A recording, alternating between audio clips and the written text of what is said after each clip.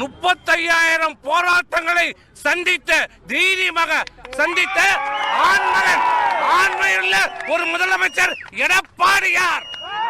ஒன்ன மாதிரி ஓடி ஒளிந்து கோழி இல்லை.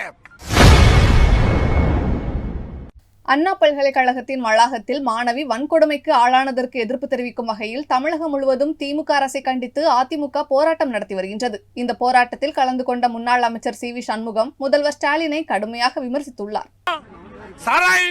பிடிக்கிறதுக்கு போலீஸை காணா, கள்ள சாராய போலீஸ் பிடிக்கிறதுக்கு போலீஸை காணா, விபச்சாரம் பண்றவனை பிடிக்கிறதுக்கு இந்த காவல்துறை காணா. ஆனா ஜனநாயக முறையில் போராடுகிற எங்களை கைது செய்வதற்கு ஒருவருக்கு 2 காவல்துறை. இதுதான் இந்த காவல்துறையை நிர்வகிக்கிற முதல்வருடைய அழகா? இதுதான் அவருடைய நிர்வாக திறமையா? இதுவரை முதலமைச்சர் வாய் திறந்து பேசியிருக்கிறாரா? இந்த விவகாரத்திற்கு பதில் சொல்லியிருக்கிறாரா என்பதை தயவு செய்து உணர வேண்டும். எதற்காக இந்த கண்டன ஆர்ப்பாட்டத்தை தடை செய்ய வேண்டும்? இதே எங்களுடைய ஆட்சியிலே எங்களுடைய முதல்வர் எடப்பாடி பழனிசாமி 4.5 ஆண்டு காலம் முதலமைச்சராக இருந்த போது இந்த 4.5 ஆண்டு காலத்தில் 35,000 போராட்டங்களை சந்தித்த தைரியமாக சந்தித்த ஆண்மகன், ஆண்மையுள்ள ஒரு முதலமைச்சர் எடப்பாடியார்.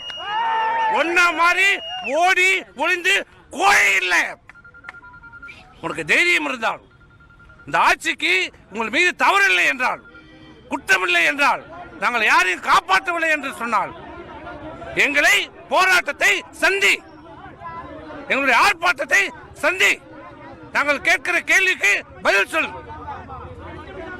இந்த காவல்துறையை காட்டி அச்சுறுத்துவது, மிரட்டுவது, இதெல்லாம் அனைத்து இந்திய அண்ணா திராவிட முன்னேற்ற கழகத்தின் தொண்டரிடம் எடுபடாது.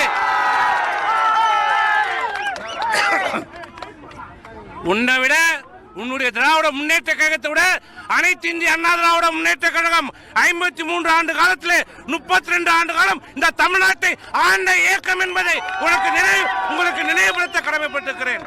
ஆகவே போலீஸை காட்டி அண்ணா திமுகவை அடக்கி விடலாம், ஒடுக்கி விடலாம் என்று கனவு கண்டும் நினைக்காதீர்கள்.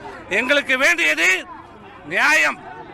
பாதிக்கப்பட்ட அந்த பெண்ணுக்கு நீதி வர வேண்டும். இனி தமிழகத்தில் இப்படிப்பட்ட பாலியல் வன்கொடுமை நடைபெறாமல் இருக்கப்பட வேண்டும். செய்திகளை உள்ளது உள்ளபடி தெரிந்து கொள்ள ரெஃப்ளெக்ட் நியூஸை சப்ஸ்கிரைப் பண்ணுங்க.